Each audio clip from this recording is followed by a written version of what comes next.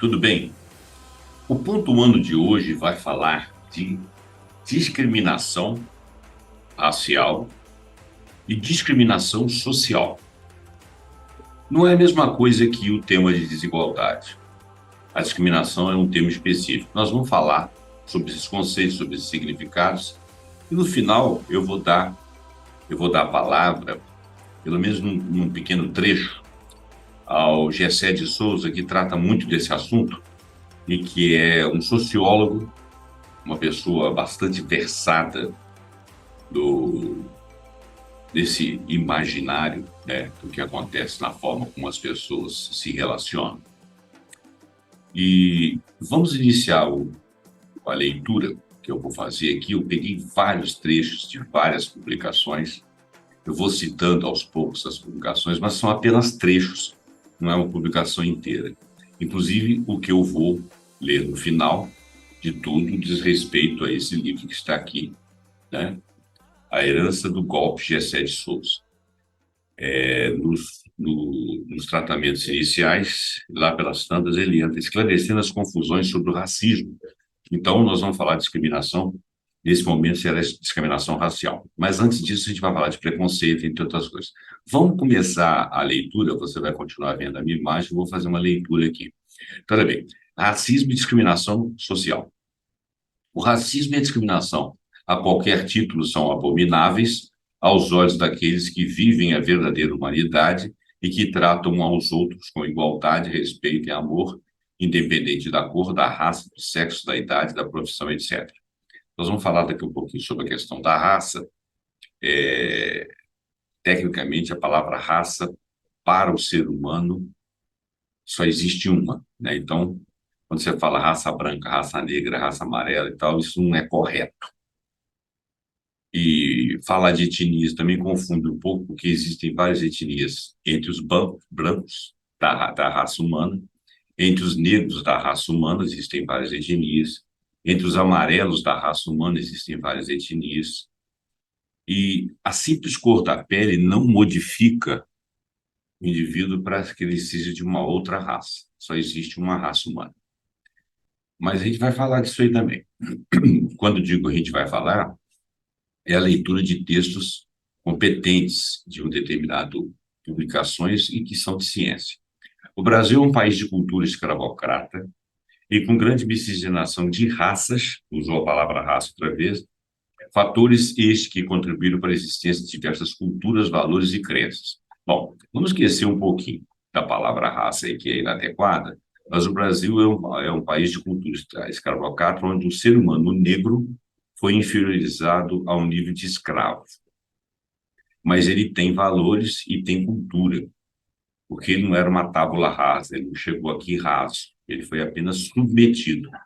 Então, ele trouxe os seus valores, a sua cultura, seus gostos, a sua formação, assim como o branco, assim como o branco europeu, assim como havia indígenas aqui de diversas etnias, assim como outros brancos que chegaram depois, alguns amarelos, que seriam japoneses e congêneres, e alguns vermelhos, no caso da raça vermelha, da cor, do tom da pele avermelhado, que seriam os chineses, não os vejo como vermelhos, mas é tratado como tal, e coreanos, etc.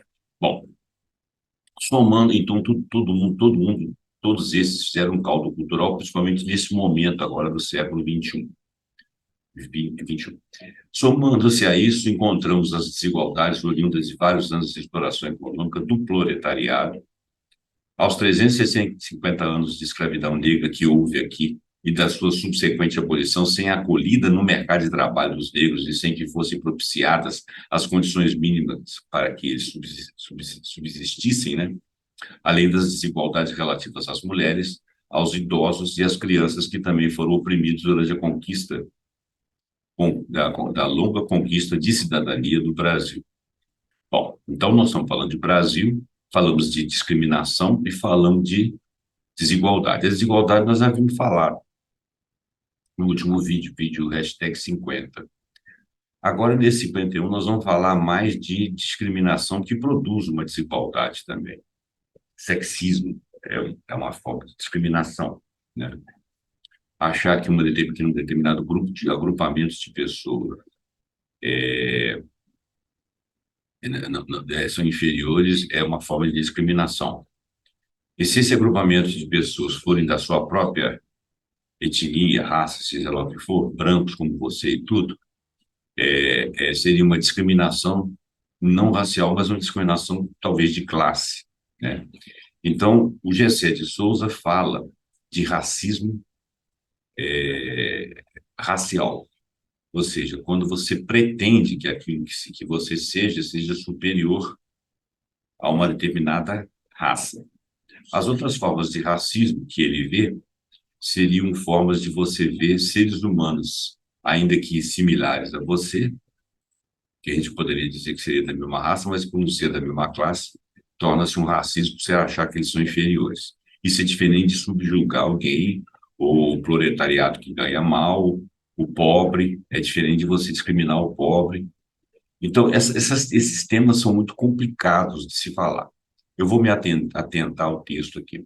Racismo é a ideologia que postula a existência de uma hierarquia entre grupos humanos que no caso em tela pode ser traduzido como na pretensão da existência de uma certa hierarquia entre, por exemplo, negros e brancos. Aqui no Brasil, principalmente, negros e brancos, indígenas e brancos, pardos e brancos. Os pardos seriam os miscigenados. O racismo é a doutrina que sustenta a superioridade de certas raças, podendo representar ainda o preconceito ou discriminação em relação a indivíduos considerados de outras raças. Inclusive, não precisa de ser essencialmente o negro, mesmo aqui no Brasil. O preconceito já é uma indisposição, um julgamento prévio negativo que se faz de pessoas estigmatizadas por estereótipos. Por exemplo, você pode ter preconceito com relação à sexualidade do indivíduo. Pode ter preconceito por ele ser do grupo, por exemplo, de veganos, pode ter preconceito por ele ser de um grupo que é de agrupamentos que vivem uma sociedade alternativa, como eram os hippies antigamente, como existem outras sociedades. Compulsando a obra de Ferreira, que é um autor, aprendemos que preconceito é uma ideia pré-concebida, ou mais precisamente, uma suspeita, ou a intolerância, ou a aversão a outras raças, religiões, credos, etc. Já o estereótipo consiste em um atributo dirigido a determinadas pessoas e grupos que funciona como uma espécie de carimbo ou rótulo, que retrata um pré-julgamento. Isso pode acontecer, por exemplo, com relação a questões políticas, né? Se você tem um parecer diferente de meu, eu te rotulo, por exemplo, de comunista, eu te rotulo de fascista, eu te rotulo de alguma coisa, sem ver a essência que você está falando. E aí eu já te estereotipo. As pessoas rotuladas são sempre tratadas e vistas de acordo com o carimbo que recebem em detrimento de suas verdadeiras qualidades. Olha bem, essa definição é bastante genérica, nós poderíamos aplicar em várias situações específicas. Discriminação é a denominação atribuída a uma ação ou omissão violadora do direito das pessoas com base em critérios injustificados e injustos, tais como raça, sexo, idade, crença, opção religiosa, nacionalidade, etc. Então, fica definida a discriminação como sendo tratamento preconceituoso dado a certas categorias sociais, raciais, etc. Você pode ter aqui um cara tão branco quanto você, da mesma classe, financeiramente falando, trabalhando, de repente, no mesmo trabalho que você, mas pelo fato de ele ser japonês, americano, inglês, italiano, ele seria discriminado. Isso dificilmente acontece no Brasil, mas isso acontece lá fora. Quando você é um latino-americano, você pode ser visto como um transgressor logo pelo simples fato de você estar ali dentro, ou alguém desconfiar de você. Isso é uma discriminação. Achar que você não pode agir de uma forma ou de outra seria uma discriminação, seria também um preconceito, né? A discriminação ocorre com maior frequência contra a raça negra aqui no Brasil, e mais precisamente em relação aos negros pobres, se agravando contra mulheres também, crianças e idosos negros e pobres. Então, o homem branco, né, a mulher branca, o negro, o negro pobre, o idoso, né? O idoso pobre, o morador de rua. Quer dizer, existe uma hierarquia aí, que a de cima discrimina todas as outras e assim sucessivamente. Bom, esse foi um site do Direito Net, Discriminação Social, Racial e de Gênero no Brasil, que é o nome da matéria. Agora nós vamos falar um pouquinho de uma matéria curtinha da CNN, que é uma publicação em vídeos e em portal. O racismo no Brasil não é estrutural. Todo mundo fala que o racismo no Brasil é estrutural. O G7, o Muniz Sodré e o G7 de Souza discordam dessa terminologia, embora admitam que seja usada. O racismo no Brasil não é estrutural, mas sim institucional. É o que defende o professor emérito da UFRJ, Muniz Sodré, um autor de vários livros aí. Sodré é o autor do livro Fascismo da Cor. Afirmou que não condena o uso do termo racismo estrutural, como o próprio Gessé não condena, mas que tem uma opinião diferente sobre o tema, que o Gessé de Souza também tem. O racismo no Brasil foi estrutural até a abolição, porque ele tinha uma sociedade escravagista e esse racismo provia de um sistema jurídico, político e econômico. Ou seja, jurídico porque, diante da lei, aqueles povos eram considerados mercadorias, né? Político porque existia uma relação de domínio, de manipulação, de falta de ausência de direitos para aqueles povos, por serem propriedade, e, portanto, econômico, porque as pessoas precisavam da força de trabalho daqueles escravizados para poder se manter na situação em que estavam. Então, nesse momento, ele dependia de uma estrutura. Abolida a escravatura, segundo o Sodré, essa estrutura desmantelou. Então, quer dizer, se essa estrutura se manteve no imaginário a ponto de hoje em dia chamar-se de estrutural, isso aí não tem amparo jurídico, nem político, nem econômico, porque não é através do negro só que você consegue a mão de obra assalariada de baixos valores. Isso você consegue também com outras etnias, com outras raças. Outros pobres, vamos dizer assim, com outros proletários. E, no futuro, esses proletários negros, brancos, amarelos, de qualquer cor, podem ser bem remunerados se nós tivermos uma sociedade mais balanceada. Então, isso não faz parte da estrutura, porque pode haver mobilidade. Não está havendo, mas pode haver. Então, quando se alega estrutural, seria uma forma de você dizer assim, é como se estivesse dentro do corpo jurídico da Constituição, das leis, e não está, né? Por isso que eles discordam da palavra estrutural.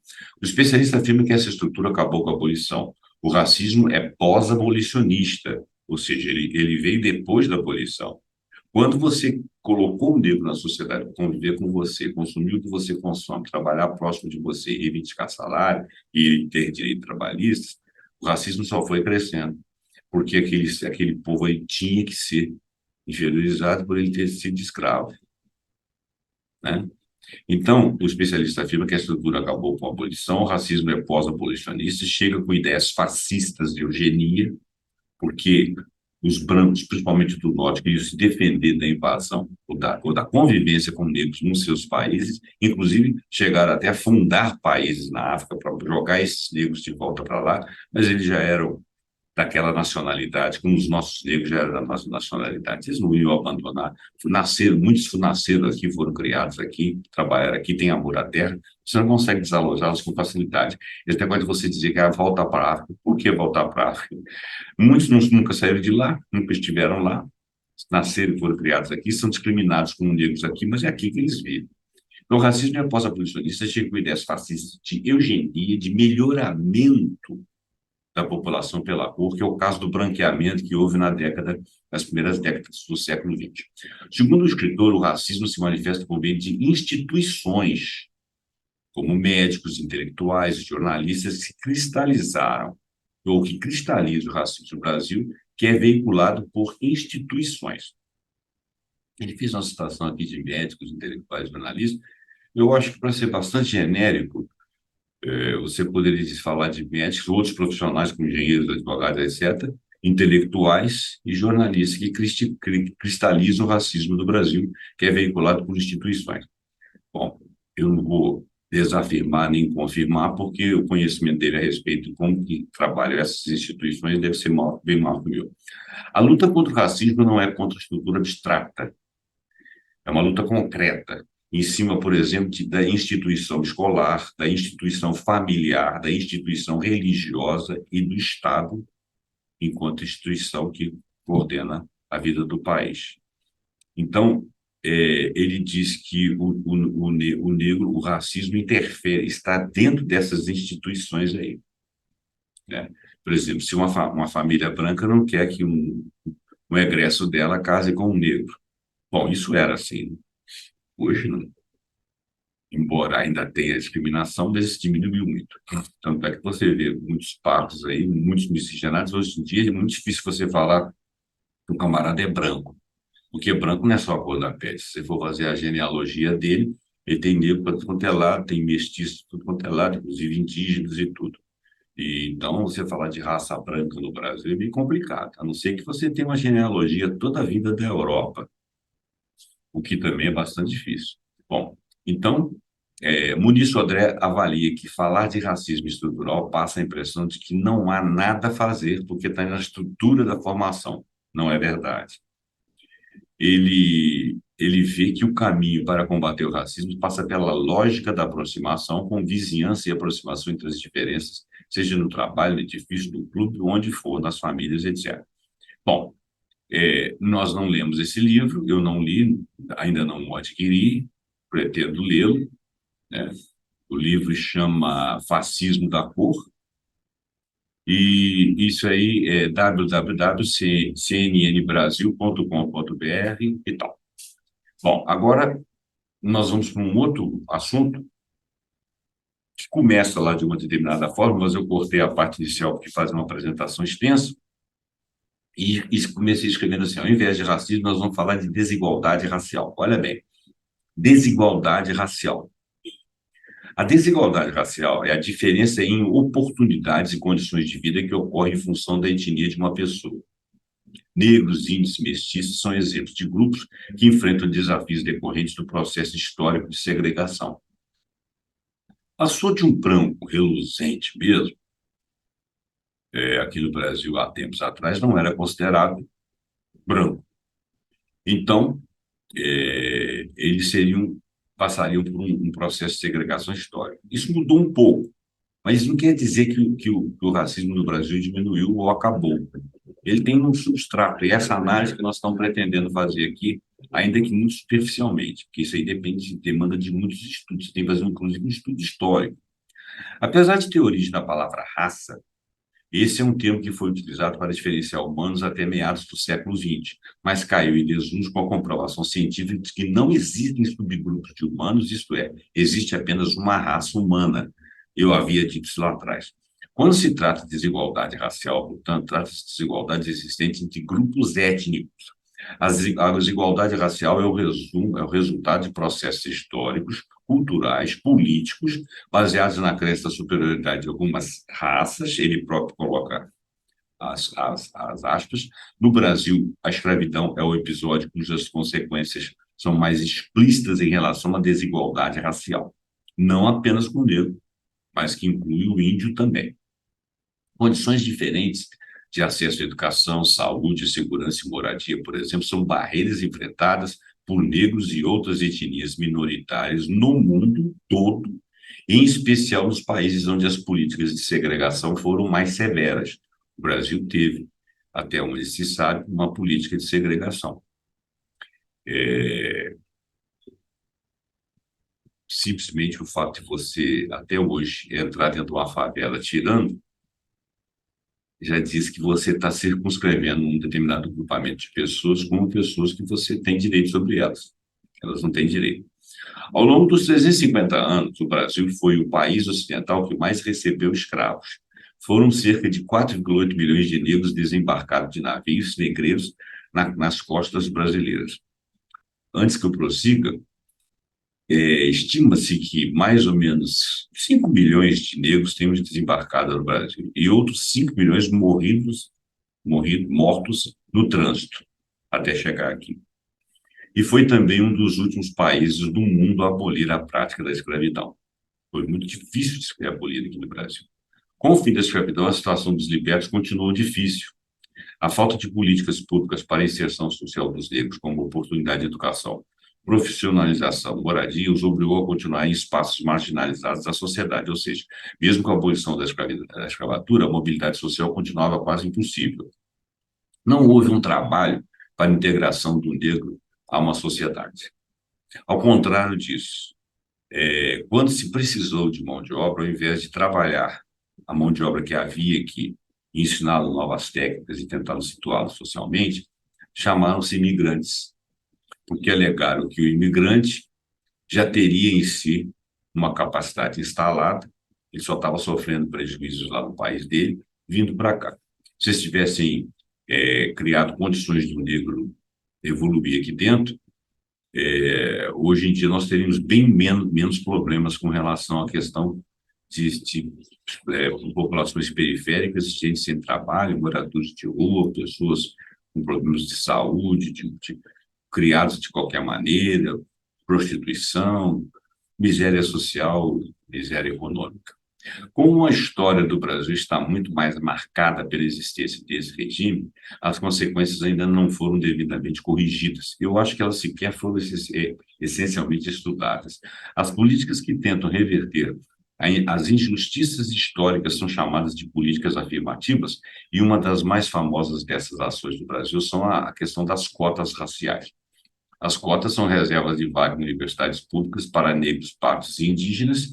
Não é apenas no Brasil que existem cotas raciais. Esse modelo de política foi implementado pela primeira vez nos Estados Unidos na década de 1960 e acho que não continuou. O intuito das cotas é dar oportunidade de acesso à educação à população negra e indígena e considera um número inferior de pessoas dessas etnias que cursam ensino superior em relação aos brancos. O objetivo das políticas afirmativas é existir até o momento em que a justiça social seja alcançada e não haja distinção de acesso às oportunidades em função da origem. Mas, para além das ações do Estado, o intuito de corrigir as injustiças sociais cometidas ao longo dos séculos também é necessária uma conscientização profunda da população, pois as consequências desse regime estão enraizadas na sociedade. As marcas sociais em relação à inferioridade de pessoas negras ainda permeiam a relação de trabalho, políticas, culturas e políticas, relações de trabalho, as políticas, as relações culturais e as relações sociais. Bom, esse site é o site de significados. Ele é mais educativo, né, mais para o ensino médio. Bom, agora nós vamos a um site, uma outra curtinha, um site chamado Vitude, é um blog, né, que fala de discriminação racial explicitamente. Ele diz o seguinte: qualquer comportamento ou fala de distinção, exclusão, restrição ou preferência por determinada raça, nacionalidade, ascendência, cor ou etnia é considerada discriminação racial. No Brasil, muitas vezes esse termo é substituído pela palavra racismo e relacionado somente a pessoas negras. Então, hoje em dia, quando você fala de racismo, fica carregado contra o negro. Por isso que o GSE faz algumas distinções, mas eu ainda estou lendo o livro, né? E outros, e ficaria muito extenso aqui se eu tivesse que fazer um resumo dessas coisas. Eu vou só ler aquele tópico, porque ele é bastante esclarecedor. Então, no Brasil, muitas vezes esteve substituído pela palavra racismo e relacionado somente às pessoas negras. Isso deve-se à construção histórica e social da discriminação contra africanos e descendentes, que se iniciou no século XVI com o transporte de escravos oriundos dos países africanos comandados por portugueses. Todavia, esse termo também pode ser aplicado a outras etnias. Bom, isso aqui, para você que vai fazer prova do Enem, eu vim catalogando várias frases, vários entendimentos, não do senso comum, e sim de como a ciência é ensinada nas escolas e como ela é entendida por estudantes mais graduados, e aqui transcrito, né? E aqui é a minha opinião também. E agora nós vamos falar de discriminação social. Ela existe? Olha bem, a discriminação social é algo mais concreto. Uma atitude de segregação ou tratamento diferenciado inferiorizando um indivíduo a um grupo de indivíduos seria uma discriminação social. Essa discriminação social, ela aparta o indivíduo, ela segrega ele. Não é necessariamente uma discriminação com origem na raça, pode ser por outra natureza. Assim, por exemplo, quem fala, algumas pessoas têm mania de meter o pau em nordestino. Eu, inclusive, adoro o Nordeste, adoro o nordestino, acho um dos povos mais inteligentes do Brasil e não entendo essa discriminação. Confesso para vocês que a maneira como eu vejo, eu sou mineiro, acho que o mineiro, caminhando para o norte, ele tem muita coisa do nordestino. O nordestino é um povo culturalmente rico, inteligentíssimo, tem lá suas mazelas, seus problemas, mas nós os temos aqui também, temos o sul, o centro-oeste. Para mim, das melhores representações de brasileiros é o Nordeste. A etnia do Nordeste é o quê? Brancos, indígenas, tem, até que não tem tanto negro, né? Mas eles são discriminados. Em alguns momentos eles são discriminados. Talvez eles tenham feito um êxodo aqui para o sul e sempre pegaram a condição mais baixa de trabalho, essas coisas são consideradas ignorantes, o que não é verdade, porque o povo que tem cultura não é ignorante, ele pode ignorar a sua cultura, como você ignora a dele. Mas a cultura dele é rica, ele não é um estúpido, nunca foi. E outra coisa, eles têm um humor impressionante, eles têm uma capacidade de poesia, de dramaturgia. Como que você pode discriminar nordestinos? Eu não vejo como. Mas a segregação, o tratamento diferenciado e inferiorizado de um indivíduo como o nordestino, por exemplo, dá bem a dimensão da discriminação social. Claro que a discriminação social ela acaba redundando numa questão de classe, de valor inferior financeiro. Assim, toda discriminação surge a partir de um preconceito e algumas são consideradas crimes, podendo ser punidas judicialmente. Obviamente, discriminação em decorrência da classe social, por exemplo, seria um outro título. Essa é uma forma de discriminação baseada na condição socioeconômica do cidadão. Então, por exemplo, se você tem um agrupamento de italianos ou agrupamento de alemães, jugoslavos, qualquer raça, e se eles são essencialmente pobres, eles poderiam ser destinados a uma periferia e se impedir a mobilidade deles ou impedir a mobilidade social deles. Isso é uma forma de discriminação é, de classe, porque eles estarem em uma classe mais baixa. Acontece quando as pessoas não estão em determinada classe social e são segregadas, tratadas com asperezas ou impedidas de frequentar algum espaço. É o caso, por exemplo, de algumas pessoas, com medo de serem discriminadas, elas não entram num shopping, ou elas querem comer alguma coisa, estão pedindo para você, ela pede para você comprar lá e trazer para ela aqui, que ela tem medo de entrar, porque normalmente ela é expulsa. Bom, é uma maneira de excluir pessoas pobres de ambientes ou tratá-los com indiferença e estupidez.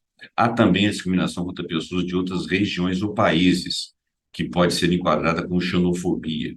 Eu acho que, por exemplo, a discriminação contra o nordestino aqui no sul, no sudeste, é xenofobia. A discriminação dos latino-americanos na Europa é xenofobia. A discriminação de árabes, principalmente árabes de religião, dos homens dos lá, esqueci, é xenofobia também, né?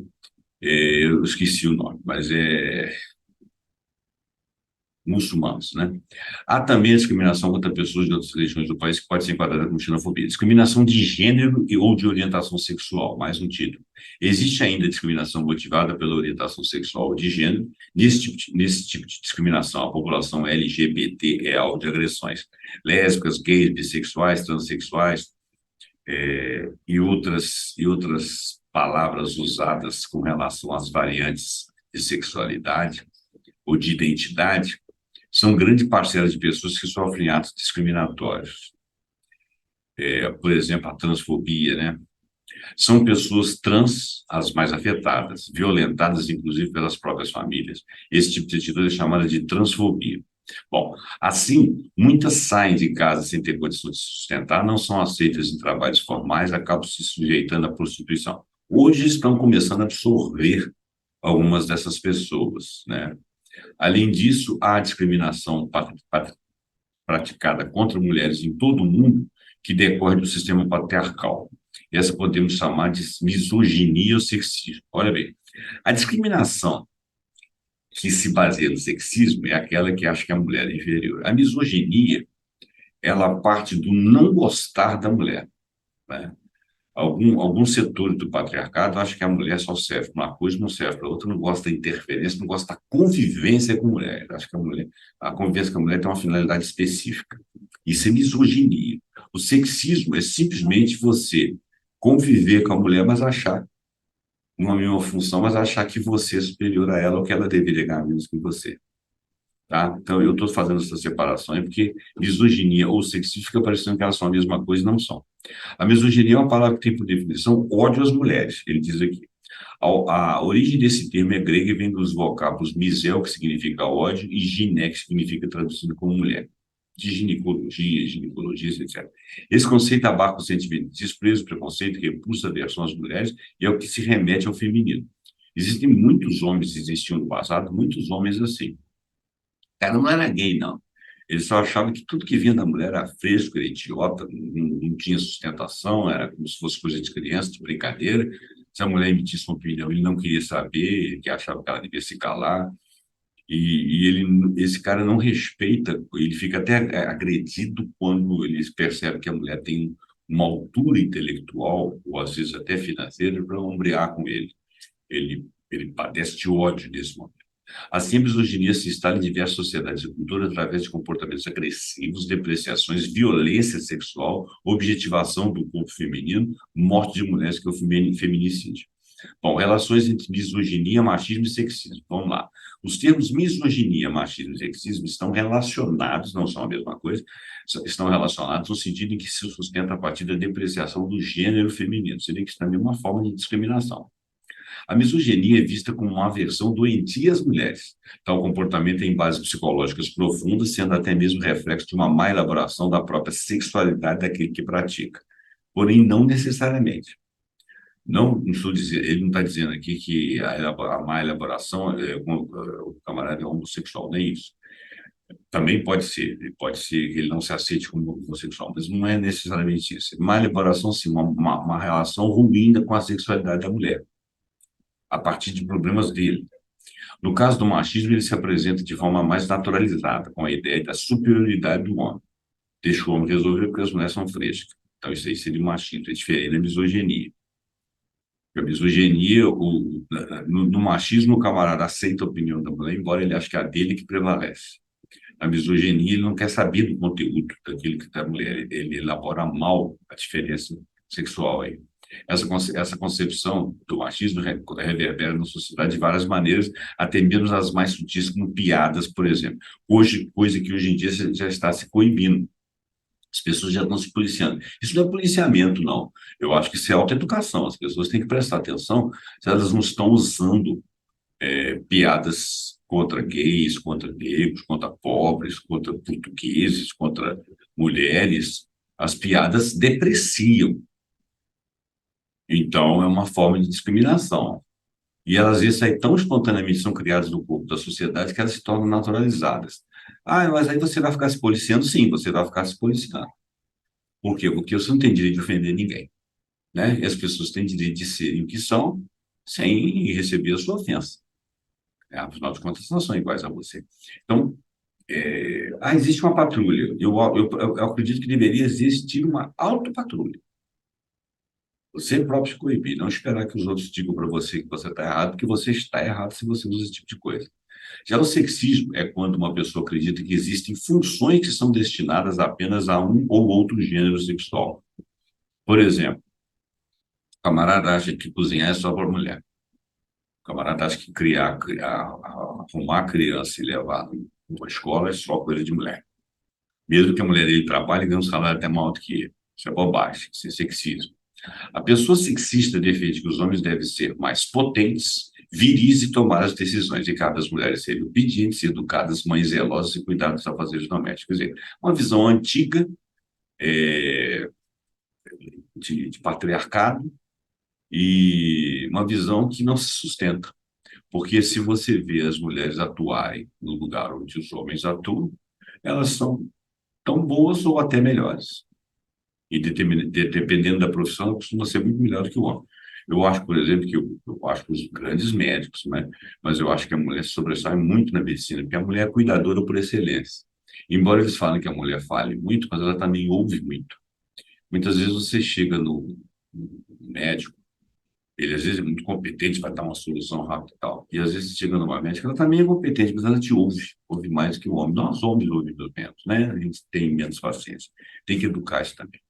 Bom, agora eu vou passar brevemente para a leitura aqui do que o GC fala e eu vou fazer um resumo, porque senão a gente vai ficar aqui toda vez e vai acabar se cansando. Por que que é importante ouvir o GC? O GC é um cara que estudou muito sobre isso e ele veio mudando a maneira dele de entender exatamente o que ele estudou. Olha bem, a primeira grande conclusão a ser compreendida com relação à questão do racismo é aquela que se refere ao que vem a ser, afinal, racismo. Eu estudei de modo dedicado e sistemático sobre os aspectos filosófico, histórico e empírico entre 2018 e 2021, essa questão. Ele fez um estudo aí de alguns anos. Como sempre, comecei a partir do pressuposto de que eu não sabia nada acerca daquilo que eu almejava saber um dia. Para minha surpresa, percebi que não apenas eu, mas ninguém parece saber o que é, de fato, racismo. Nem no Brasil, muito menos fora dele. Percebi que quem estudava o racismo imaginava erroneamente que bastava mostrar que o racismo existe para dizer que compreendeu o que era exatamente o racismo. Quer dizer, o racismo pode não ser estrutural, mas ele está entranhado nas pessoas. Como? Como que é o racismo? Ledo engano. Comprovar a existência de um fenômeno não significa que você compreendeu como se cria, como funciona e como se reproduz. Eu compreendi, então, que seria necessário entender a genealogia, ou seja, a história dos racismos no plural, para saber como atuam e como oprimem as pessoas. Quando me voltei para pensar nossa origem, percebi que o Brasil não nasce em 1500. Claro. Desse modo, sendo produto da expansão do Ocidente, era necessário entender como, desde antes de nascer, como sociedade ligada ao sistema mundo, o Brasil, ou aquilo que um dia viria de se tornar o Brasil, já era um produto de um racismo global que se constituía. Por quê? Afinal, a Europa, que se expandia para todo o globo, precisava legitimar e justificar o seu direito ao domínio global sobre povos a serem oprimidos e até escravizados.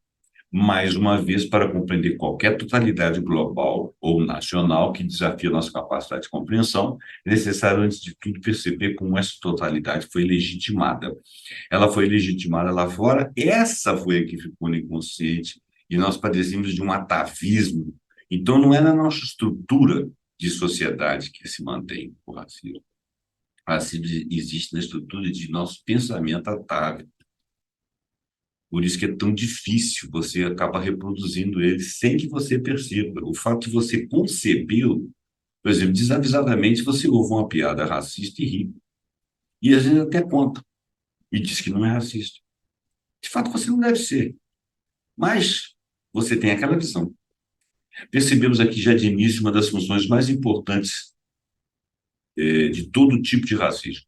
Ele existe para justificar, em primeiro lugar, para quem determina o controle, que esse domínio se dá por boas razões. Se eu entrar lá no Brasil com aquela população indígena lá, aqueles todos são seres infantis, inferiores, não sabem, não têm uma religião, não sabem se conduzir, se matam, morrem por insciência. Eu vou lá e vou dominá-los, mas eu vou ajudá-los a ser uma civilização. Quer dizer, essa prepotência desgraçada, porque ninguém precisou deles enquanto eles não chegaram aqui.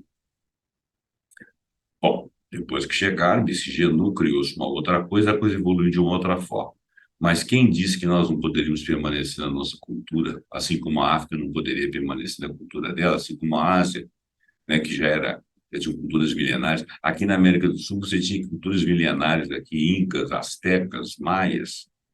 O indígena brasileiro era um pouco mais acanhado, mas ele acabaria constituindo sua cultura também. O ser humano, de uma maneira geral, não constituiu uma cultura. Teve um outro ser anterior que o dominou para ele poder aprender alguma coisa? Não teve. Então, esses povos nativos originários estavam no seu tempo de consciência, no seu tempo de evolução, que eles precisavam para continuar. Esse pessoal se atravessou no caminho e os colocou como inferiores, porque eles não eram inferiores. Então, essa justificação tende a produzir no dominado e no oprimido a sensação de que a dominação se dá de alguma maneira em seu próprio benefício. Sem essa dupla função, não existe dominação social durável, nem, portanto, racismo. Afinal, toda dominação social, política e econômica vai exigir alguma forma de racismo, não necessariamente racial, para legitimá-la como desejável e justificável. Quando ele fala de racismo e não necessariamente racial, ele está dizendo, por exemplo, que você pode entrar num outro agrupamento de humanos que sejam muito similares a você, mas você os chama de inferiores pela sua nacionalidade ou localidade. Embora eles estejam da mesma raça que você os submete e os chama de inferiores e fala: eu vou te ajudar a deixar de ser o que você é. E ele que acredite se quiser. Isso é uma forma de racismo. Só que aquele ali não é negro, não é amarelo, não é indígena, é um cara igual a você.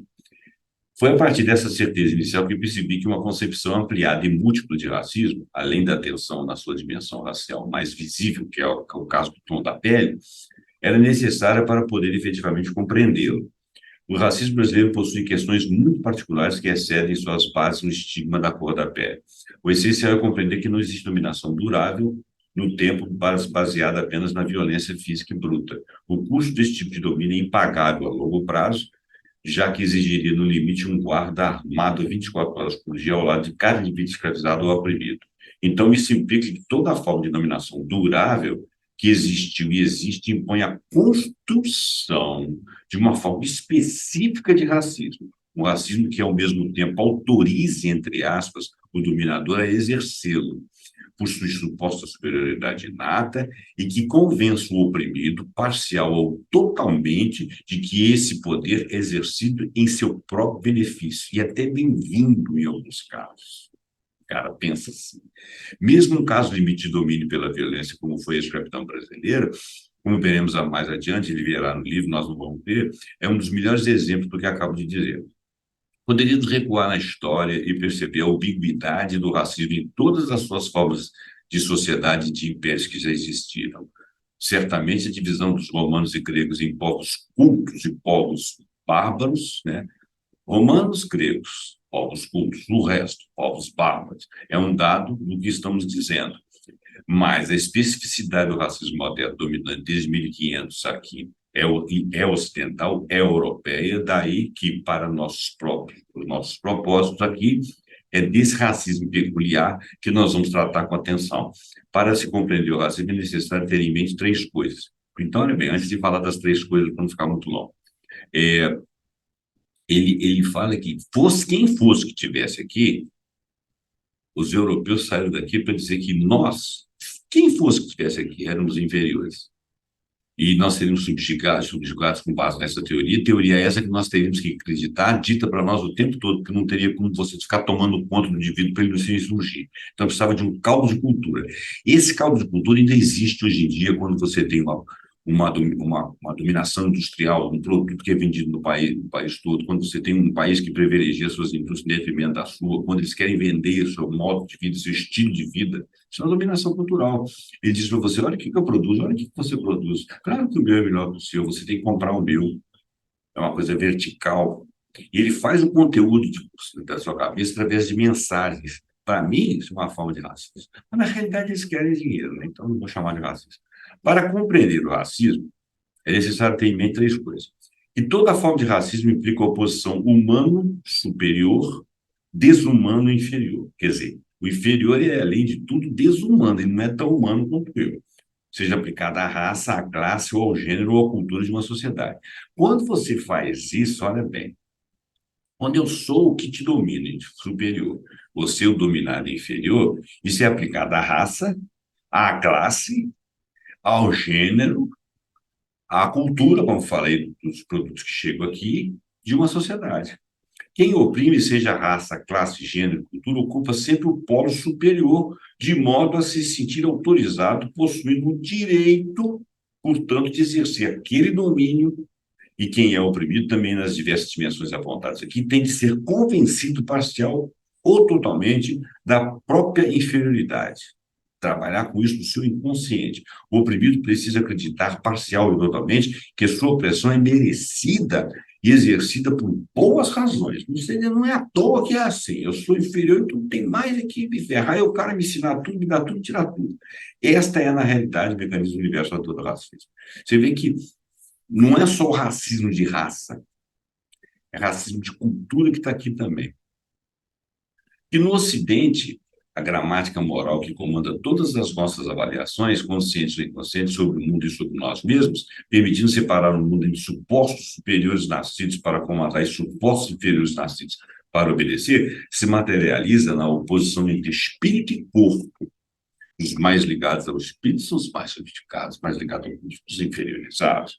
Todo indivíduo, grupo social ou sociedade que pretenda o domínio sobre outros terá necessariamente que se mascarar com as virtudes do espírito, ou seja, da inteligência, da honestidade, pretensa honestidade, da moralidade, do bom gosto estético, como nos ensina, por exemplo, Emmanuel Kant. Ao mesmo tempo, a dominação só será durável se possibilitar o convencimento dos próprios oprimidos de que não são mais do que um corpo e com suas paixões e, portanto, com a sua animalidade desumanizada. 3.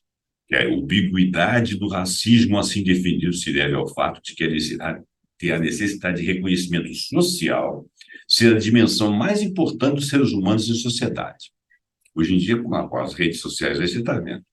Ainda que seja possível universalizar o reconhecimento para todos, as formas mais disseminadas, por exemplo, em sociedades de passado escravocrata, como a americana e, por exemplo, a brasileira, é aquela que liga o reconhecimento à necessidade de distinção social. Tanto é que, há uns anos atrás, a gente usava a palavra esse senhor é um senhor distinto,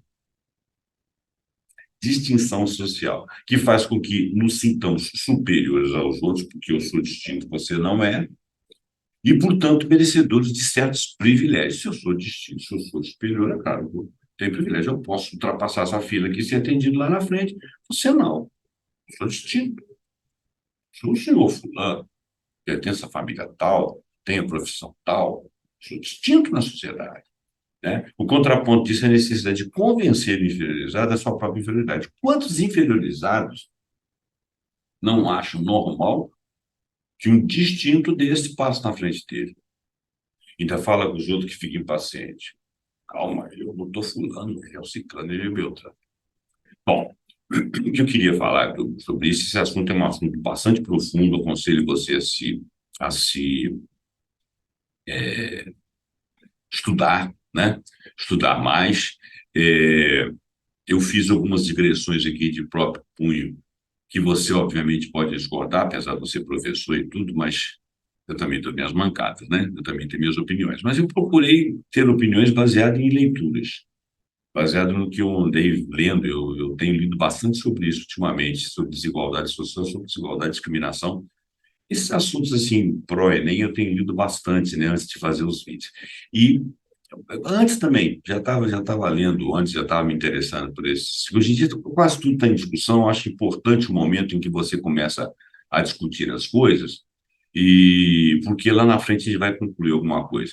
E hoje em dia, uma das coisas que a internet tem de boa, ela tem várias coisas de ruim, mas uma das coisas que ela tem de boa é o seguinte, é que às vezes, sem que eu perceba, você assiste o meu vídeo ou o vídeo de alguém, e você não teria esse tipo de contato cultural com essas coisas, esses pensamentos, exceto se você procurasse, de repente isso chega até você e te ilustra, e te ajuda a pensar em como sair desse imbróglio e como resolver os problemas da nossa sociedade. Então, por causa disso, eu acho muito interessante, espero que eu tenha contribuído com você. Lembre-se, esse tema pode ser um tema usado na redação do Enem, e pode aparecer lá em outros pontos da prova também. Tá ok? Muito obrigado pela sua atenção. Não esqueça, curte, dá seu like, né? Curte, compartilha, comenta, porque isso valoriza muito o meu vídeo. Assina o canal, aperta o sininho para você ser avisado quando nós fizermos vídeos novos e espero que nossos vídeos sejam realmente interessantes, que você possa se aprofundar e, a partir deles, estudar, chegar a outras conclusões. E se você tiver alguma conclusão de alguma coisa que você achou que faltou, deixe aí no comentário. Muito obrigado e até o próximo programa, pontuando com algum assunto que a gente achar muito interessante, principalmente se for do Enem, que está chegando por aí. Tá bom? Obrigado, tchau.